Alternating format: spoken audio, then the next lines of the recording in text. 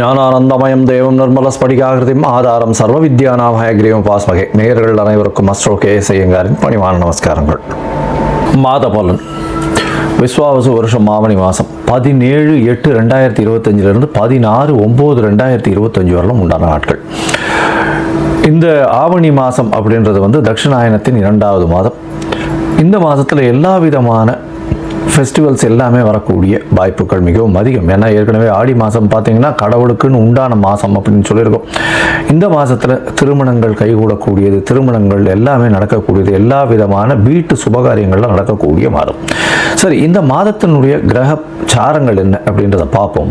இந்த மாதம் ஆவணி மாதம் அப்படின்றதுனால சூரியன் சிம்மத்தில் இருப்பார். அதனால் சூரியன் சிம்மத்திற்கு போகிறது தான் ஆவணி மாதத்தின் ஆரம்பம். ஏன்னா நம்ம சூரியன் ஒரு ராசியிலிருந்து அடுத்த ராசியை போகிறத நம்ம அதாவது சூரியமான மாதங்கள்ன்றத மாதிரி நம்ம பார்க்குறோம். அதனால் சூரியனை சார்ந்து இருக்கக்கூடிய மாதங்கள் அப்படின்றதுனால ஆவணி மாதம் நம்மளுக்கு 17/8 அன்றைக்கி ஆரம்பிக்கிறது. சரி, இந்த மாதத்தில் வரக்கூடிய மாற்றங்கள், அதாவது மாத கிரகங்கள்னு சொல்லக்கூடிய சூரியன், செவ்வாய், புதன் மற்றும் சுக்கிரன் என்னென்ன மாற்றங்கள் ஏற்படுத்துறது அப்படின்னு பார்த்தாலேனால், இந்த மாதத்தில் சூரியன் ஆவணி அப்படின்றதுனால சிம்மத்திலையும், இந்த மாதத்தில் காலபுருஷ தத்துவத்தின் முதல் ராசியான மேஷ ராசியிலிருந்து 3வது இடம்னு சொல்லக்கூடிய மிதுனத்தில் சுக்கிரனும் குருவும் இருக்கா. 4வது இடம்னு சொல்லக்கூடிய கடகத்தில் புதன், 5வது இடத்துல கேதுவோடு சேர்ந்த சூரியன். இந்த மாதம் 6வது இடத்துல செவ்வாய் இருக்கார். 11ஆம் இடத்துல வக்கர சனி மற்றும் ராகு கும்பத்தில் இருக்கார். சரி, இந்த மாதத்தில் மாறக்கூடிய கிரகங்கள் அப்படின்னு பார்த்தோம்னா, இந்த மாதம் பிறந்த ஒரே வாரத்துக்குள்ளே, அதாவது புதனும் சுக்கிரனும் மாறுறார். முதல்ல சுக்கிரன் மாறுறார். அதாவது 21/8/2025 அன்னைக்கு சுக்கிரன் கடகத்துக்கு போகிறார்.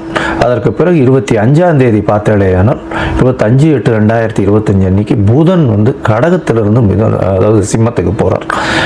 இந்த மாத கடைசியில், அதாவது 14ஆம் தேதி செவ்வாய் கன்னியிலிருந்து துலாத்துக்கு வர்றார். 14/9/2025 அன்னைக்கு. அதுக்கப்புறம் 15ஆம் தேதி சுக்கிரன் மறுபடியும் கடகத்திலிருந்து சிம்மத்துக்கு வரார். இதுதான் இந்த மாதத்தினுடைய மாற்றங்கள். சரி, இந்த மாதத்தில் வரக்கூடிய சில விசேஷ நாட்கள் என்ன அப்படின்னு பார்த்தோம்னா, முதல் விசேஷ நாள் அப்படின்னு பார்க்கும்போதே வாஸ்து நிதிரை விடக்கூடிய நாள். அது 22/8/2025 அன்னைக்கு. அதுவும் மத்தியானம் வாஸ்து நிதிரை விடுறார்.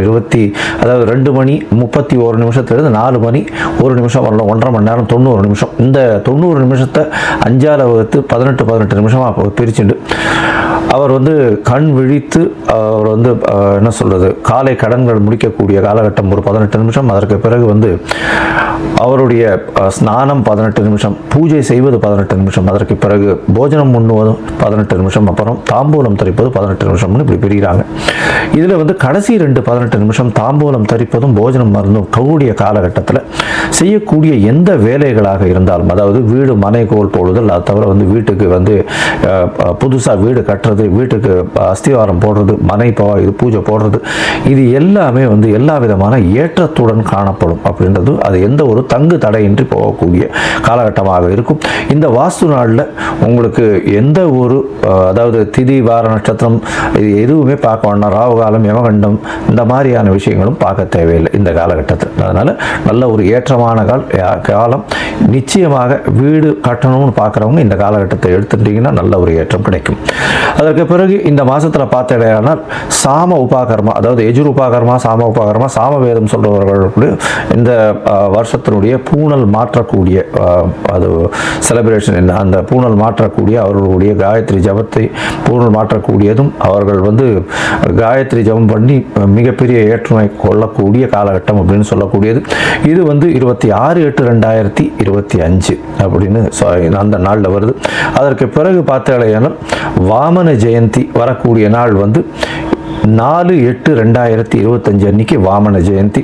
அதற்கு பிறகு 5ஆம் தேதி அன்னைக்கு ஸ்ரவண நட்சத்திரம். ஸ்ரவண விரதம் சொல்லக்கூடியது. அதற்கு பிறகு 7, 9 அன்னைக்கு பௌர்ணமி. இந்த வாட்டி பௌர்ணமி வந்து பார்த்தாலேயானால் கிரகணம் வரும். ஏன்னா வந்து கேத்துவோட சேர்ந்த சூரியனும் ராகுவோட சேர்ந்த சந்திரனும் வருது. இந்த வாட்டி உண்டான கிரகணம் டைமிங் அதெல்லாம் வந்து அப்புறமா போடுறேன், அது வந்து ஃபாலோ பண்ணுங்க. ஐ திங்க் பௌர்ணமியில் வர்ற கிரகணம் அப்படின்றதுனால சந்திர கிரகணம் ராத்திரி வந்து சந்திரன் மறைஞ்சு திருப்பி ஒளி ஊட்டக்கூடிய காலகட்டம் வரும். நான் அது இந்தியாவில் தெரியக்கூடிய விஷயம், அது நான் அதுக்கு உண்டான டைமிங் இல்லாமல் எடுத்து போடுறேன். அதற்கு பிறகு 8, 9 அன்னைக்கு மாலையபட்சம் ஆரம்பிக்கிறது. இந்த வாட்டி பட்சம் வந்து நார்மலாக புரட்டாசியில் தான் வரும். முன்னாடி வந்து ஒரு 10 நாள் முன்னாடியே வந்துடுறது. மாலையபட்ச ஆரம்பம் 8, 9 அன்னைக்கே ஆரம்பிக்கிறது.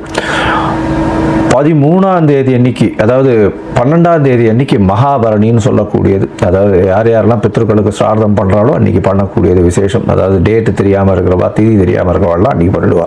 அதே மாதிரி 14/9/2025 அன்றைக்கி மத்தியாஷ்டமின்னு சொல்லக்கூடியது. இன்றைக்கி அந்த அன்னைக்கு அஷ்டமி வேற, மத்தியாஷ்டமின்னு சொல்லக்கூடிய நடுபாதியான இந்த மாலையபட்சத்தின் நடுபாதி. அதனால் அன்றைக்கும் வந்து எல்லாருக்கும் தர்ப்பணம் கொடுக்கறத பண்ணலாம். இன்றைக்கி கோகுலாஷ்டமி வேறு, ஏன்னா ஆவணி மாதம் வரக்கூடியது அஷ்டமின்றதுனால கோகுலாஷ்டமி ரோகிணி நட்சத்திரோட சேர்ந்து வர்றதுனால அன்னைக்கு முனித்திரியம் ஸ்ரீமடம் இவாளுக்கெல்லாம் வந்து அன்னைக்கு ஸ்ரீ ஜெயந்தி இருக்கக்கூடும். அதனால் அன்னைக்கு வந்து மிகப்பெரிய ஏற்றமான நாள். அது தவிர பார்த்தலையானால் ஆவணி மாதம் ரோகிணி நட்சத்திரம், அதற்கு பிறகு அஷ்டமி, இது 3ம் சேர்ந்து வரக்கூடிய காலம்ன்றதுனால கோகுலாஷ்டமி அப்படின்னு கொண்டாடுறேன். சரி, இந்த மாதம் வந்து மேஷம் முதல் மீனம் வரை எப்படி இருக்குது அப்படின்றத பார்க்கலாம். அதற்கு முன்னாடி என்னுடைய மொபைல் நம்பர் ஸ்க்ராலிங்கில் போயின்னு இருக்கும். உங்களுக்கு வந்து அஸ்ட்ராலாஜிக்கல் கன்சல்ட் தேவைப்பட்டதுன்னா எனக்கு வந்து மெசேஜ் பண்ணுங்க. உங்களுடைய date, time, place of birth, உங்களுடைய பெயர், தாய் தகப்பனார் பெயர் அனுப்புங்க. என்னுடைய கட்டணம் என்னன்னு சொல்கிறேன், கட்டணத்தை போடுங்க. அதற்கு பிறகு உங்களுக்கு நான் அந்த பிடிஎஃப் வந்து போட்டுவிட்டு, அதாவது உங்களுடைய ஜாதகத்தை போட்டுவிட்டு, ஜாதகத்தில் சந்தி இருக்கான்னு பார்க்கணும். ஏன்னா எனக்கு தெரிஞ்சவா நிறைய பேர் 50 வயசு 55 வயசுலாம் இருக்குது. அவள்லாம் வந்து மிருகசீர நட்சத்திரம் ரிஷப ராசின்னு சொல்லிட்டு இருப்பா, ஆனால் மிதுன ராசியில் இருப்பா. அதே மாதிரி சித்ரா நட்சத்திரம்னு சொல்லிட்டு இருப்பா, துலா ராசியில்னு சொல்லிட்டு இருப்பா, அது கன்னியா ராசியில் இருப்பா. அந்த மாதிரி மாறி மாறி ராசிகளும் சரி லக்னங்களும் சரி மாறி இருந்து, அதனால் வந்து அவளுக்கு இப்போ நல்ல காலம் நடக்கிறது அப்படின்னு நினச்சிட்டு இருப்போம். ஆனால் வந்து லக்னத்துக்கு ஏற்றமான காலமாக இருக்காது. அதனால் சந்தியில் இருக்கும். அதனால் சந்தி என்னன்றதை பார்த்து அதற்கு அப்புறம் வந்து உங்களுக்கு உண்டான ஜாதகத்தை போடுறேன். அதற்கு பிறகு உங்களுக்கு நான் அப்பாயின்மெண்ட் தரேன். நான் வந்து உங்களோட பேசுகிறேன். உங்களோட பேசும்போது உங்களுக்கு உண்டான பிரச்சனைகள் என்ன ஏதுன்றதை, அதற்கு உண்டான எளிய வழிமுறைகள் என்ன ஏதுன்றதை நான் சொல்கிறேன். சரி, இப்போ மேஷம் முதல் மீனம் வரை விஸ்வாவச வருஷம் ஆவணி மாதம் ஒரு ராசியாக பார்க்கலாம். கன்னி, உத்தரம், ஹஸ்தம், சித்திரை இந்த 3 நட்சத்திரம் 9 பாதங்களை கொண்ட ராசி. ராசியின் அதிபதி அப்படின்னு சொல்லக்கூடியவர் புதன். உங்களுடைய ராசிக்கு 11ஆம் இடத்துல இந்த மாதத்தில் ஆரம்பிக்கிறார். இந்த மாதம் பார்த்தாலேயானால் 17/8/2025 16/9/2025 வரலும் உண்டான காலகட்டம். இந்த மாதத்தில் வந்து உங்களுக்கு, அதாவது விஸ்வாவச வருஷம் ஆவணி மாதத்தில் பார்த்தாலேனா உங்களுடைய ராசிக்கு பொதுவாகவே வந்து மாத கிரகங்கள்னு சொல்லக்கூடிய சூரியன், செவ்வாய், புதன் மற்றும் சுக்கிரனுடைய மாற்றங்களை வச்சு தான் மாத கிரகங்களுடைய பலன்களை சொல்லுவோம், மாதத்தினுடைய பலனை சொல்லுவோம். இந்த மாதத்தில் உங்களுடைய ராசிக்கு பார்த்தாங்கன்னா 12ஆம் இடத்துல சூரியன் இருக்கார், கேத்துவோட சம்பந்தம். அதனால் தூக்கங்கள் பாதிக்கப்படக்கூடிய வாய்ப்புகள் உண்டு. தூக்கம் பாதிக்கும். அதனால் உடல் நலத்தில் கொஞ்சம் ஜாகிரதையாக இருக்கிறது நல்லது. ஏன்னா செவ்வாய் ராசியிலே இருக்கிறது அந்த அளவு விசேஷத்தை கொடுக்காது. ஏன்னா 8ஆம் அதிபதி 3, 8இன் அதிபதி அப்படின்றதுனால உடல் நலத்தில் சற்று சூடு சம்பந்தமான பிரச்சனைகளும் அந்த மாதிரியான விஷயங்கள் வரக்கூடிய வாய்ப்புகள் உண்டு. புதிய வேலை கிடைக்கக்கூடிய வாய்ப்புகள் உண்டு. ஏன்னா 6ஆம் இடத்துல வக்கர சனி இருக்கிறதும் ராகுவோடு சேர்ந்து இருக்கிறதும் பெரிய மாற்றங்களை ஏற்படுத்தும். புதிய வேலையும் வந்து உங்களுக்கு ஒரு நல்ல ஒரு பொசிஷனில் கிடைக்கக்கூடிய காலகட்டமாக அமைப்போகுது. ராசிக்கு 10ஆம் இடத்துல பார்த்தேனால் குரு இருக்கார். குரு 10ஆம் இடத்துல இருக்கிறது ரொம்பவுமே விசேஷம். தனித்த அந்தணன் பாழ்னு சொன்னாலும் ஒரு, அதாவது 10இல் ஒரு பாவியாவது இருக்கணும்னு ஜோதிட சாஸ்திரம் சொல்கிறது.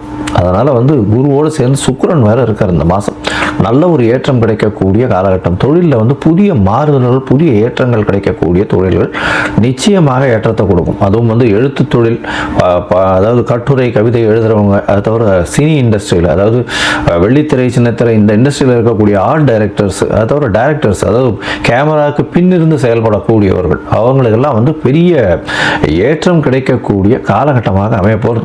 இந்த மாதத்தில் பார்த்தோன்னா உங்களுடைய ராசிக்கு 11ஆம் இடத்துல சுக்கிரன் வரார். அவரே 9ஆம் அதிபதி. அதனால் தந்தையின் மூலியமாக நல்ல ஒரு ஏற்றம் இருக்கும். வெளிநாடு போய் படிக்கணும்னா நல்ல படிப்பவர்கள் நிச்சயமாக படிக்கக்கூடிய பாக்கியம் உண்டு. உங்களுடைய ராசிக்கு பார்த்தீங்கன்னா ராசிநாதன் 12ஆம் இடத்துல வரார். 12ஆம் இடத்துல புதன் மறைஞ்சிருந்தாலும் நல்ல ஒரு ஏற்றத்தை கொடுப்பார்.